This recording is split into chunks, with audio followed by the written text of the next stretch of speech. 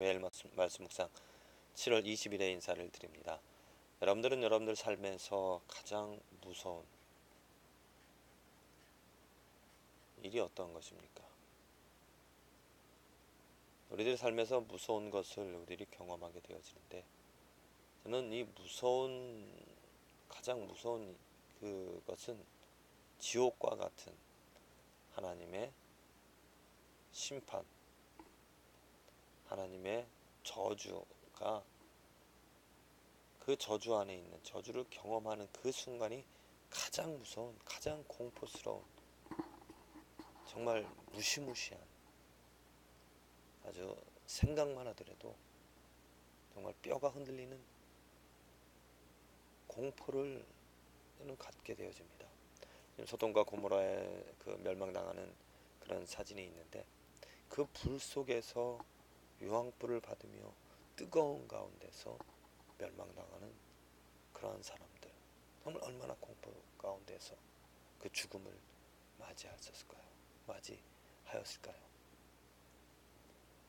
우리들의 삶에 이 무서운 하나님의 심판과 저주는 있습니다. 또 있을 것입니다. 왜냐? 이 하나님의 심판과 저주는 우리들의 죄 때문에, 우리들의 죄로 인하여서 우리들이 경험하게 되어지는 것이죠. 그래서 내가 죄인임을 고백한다라는 것, 내가 죄가 있다라는 그러한 사실 때문에 우리는 공포와 두려움을, 무서움을 가지며 살아갑니다.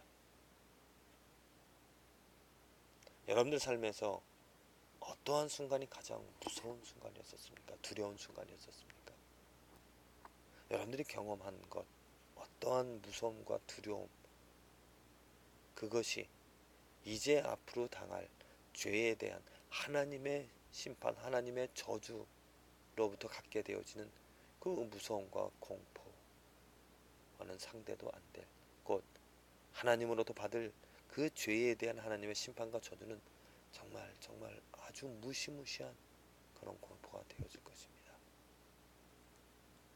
그런데 우리들에게 그 심판과 저주, 하나님의 그 무시무시한 그 어둠의 길, 그 불 속의 길을 우리들은 걷지 않게 돼, 곧 면하게 돼, 곧 구속함을, 죄로부터, 심판으로부터 구속함을,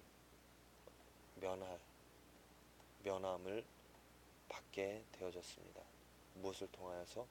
예수 그리스도를 통하여서 그 무시무시한 심판을, 면함을 받게 되어진 것이죠. 그건 내가 걸어가야 할, 내가 통과해야 할, 내가 당해야 할 하나님의 무시무시한 그 심판과 저주를 예수님께서 대신 당하셨고 그 길을 걸어가셨다라는 말씀입니다. 살점이 떨어져 나가는 그 무시무시한 채찍질을 내가 받아야 되는데 예수님께서 대신 받으셨습니다. 외롭고 정말 어떤 말로 다 표현할 수 없는 그 공포를 내가 받아야 되는데, 내가 맞아들여야 되는데, 내 대신 예수님께서 그 하나님의 심판, 저주를 받으셔서 그 공포의 순간을 대신, 우리들 대신, 나 대신 맞이하셔서 이제 우리는 그 예수 그리스도로 말미암아 면함을, 그러한 공포와 두려움을 피하고 하나님이 주시는 평안과 영생의 길로 우리는 들어섰다는 것입니다. 들어설 수 있다는 말씀이죠. 그냥 예수님께서 내 대신 십자가를 지셨다라고 감사하며 찬양하며 즐거워하며 살아가기보다는 정말 내 죄를 깨닫고 내 죄의 그 심각성, 그 죄를 싫어하시고 증오하시고 심판하시는 그 하나님의 공의로움을, 그 심판의 불을 생각하는 것이, 그 심판의 불을, 그 공포를 생각하면 생각할수록 예수님이 행하신 일, 예수님의 이름이 더더욱더 우리들 마음을 위로하게 되어지고 감사하게 되어지며 예수의 이름을 높여 드리게 되어지는 줄로 믿습니다. 그래서 오늘 우리들이 정말 그 십자가의 그 공로가 얼마나 큰지를 깨닫는 것. 하나님의 공포가 구약 성경을 읽어보십시오. 구약 성경에 나타난 그 하나님의 무시무시한 질투하시는 하나님의 심판, 또 하나님의 분노, 심지어 선택한 백성일지라도 범죄하는 것에 대하여서 그냥 놓아두시지 않고 그들에게 재앙을 내리시고 그들에게 고통을, 그들에게 자유를 빼앗는 그런 심판을, 그런 하나님의 공의로움을 그들에게 보여주셨습니다. 그들은 그런 하나님의 공의를 경험할 수밖에 없었습니다. 왜냐? 하나님께 범죄하였기 때문이죠. 이스라엘의 역사가 그것을 증거하고 있습니다.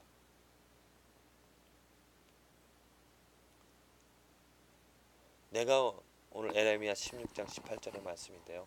에레미야가 말씀하는 것이 지금 하나님께서 에레미야를 통해서 말씀하시는 것이 너희들에게 내가 자유를 빼앗겠다. 내가 너희들을 이 가나안 땅으로 인도하여서 오직 나만을 섬기고 나를 섬기며 살아가라고 말하였는데 너희는 나를 잊고 다른 우상들을 섬기며 나를 업신여기며 조롱하며 살아갔기 때문에 너희들의 그 죄에 대해서 내가 심판을 하겠다. 그래서 다른 이방 민족이 너희를 침탈할 것이고 너희들의 그 부끄러움이, 너희들은 가족이 뿔뿔이 흩어져서 자유를 잃어버리고 온 영토로 흩어짐을 당하게 되어질 것이다. 그곳에서 너희들은 울지도 말고 슬퍼하지도 말라. 왜냐? 너희들이 당하는 그 슬픔이 계속되어질 것이기 때문에 하나님께서 에레미야 선지자를 통하여서 그들에게 하나님의 그 분노하심을, 하나님의 죄를 싫어하시는 것을, 그들의 징계하심을 말씀하십니다. 그 징계하신 이유가 내가 위선 그들의 악과 죄를 배나 갚을 것은 그들이 그 미운 물건의 시체로 내 땅을 더럽히며, 그렇습니다. 그들을 징계하시는 이유가 바로 무엇인가? 내 땅을 더럽혔다는 것입니다. 또 그들의 가증한 것으로 내 산업에 가득하게 하였기 때문이죠.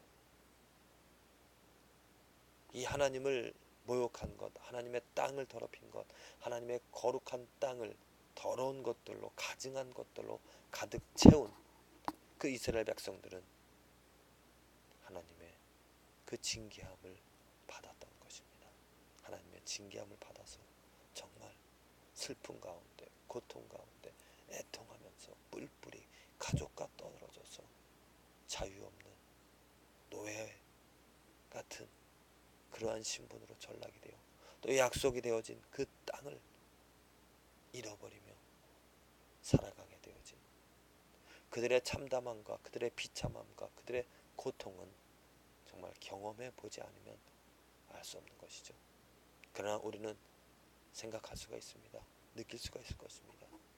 자유를 잃고 살아가는 그 정말 억울함이, 원통함이, 또 자녀를, 사랑한 아내, 남편을 잃어버리고 뿔뿔이 흩어져 살아가는 그 슬픔을, 정말 그들의 삶은 지옥과 같은 그러한 삶일 것입니다.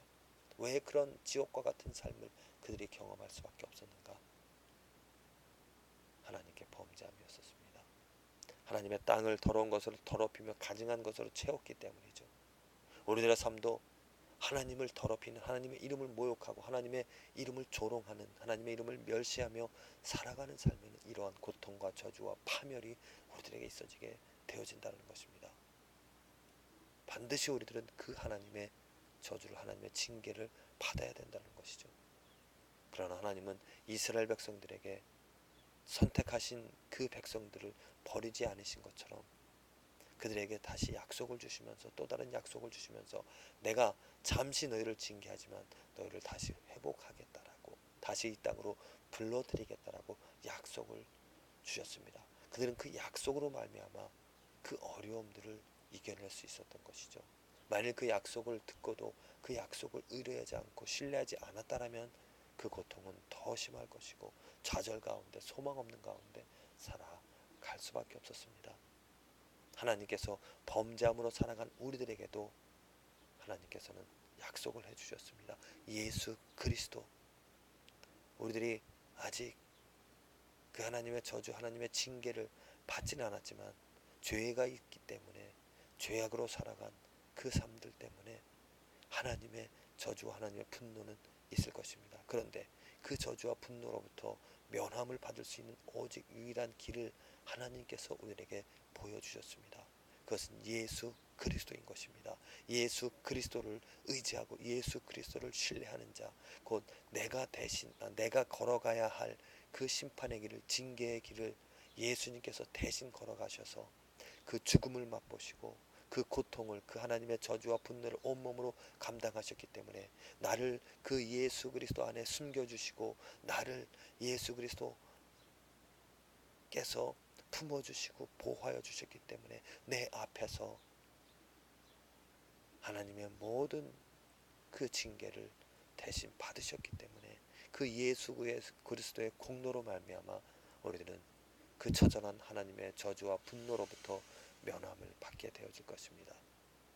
부디 저와 여러분들의 삶에서 이 예수 그리스도의 복음, 예수 그리스도의 이름으로 말미암아 무시무시한 그 하나님의 저주와 심판으로부터 면함을 받을 수 있는 축복을 누리시게 되어지기를 간절히 기도를 드립니다.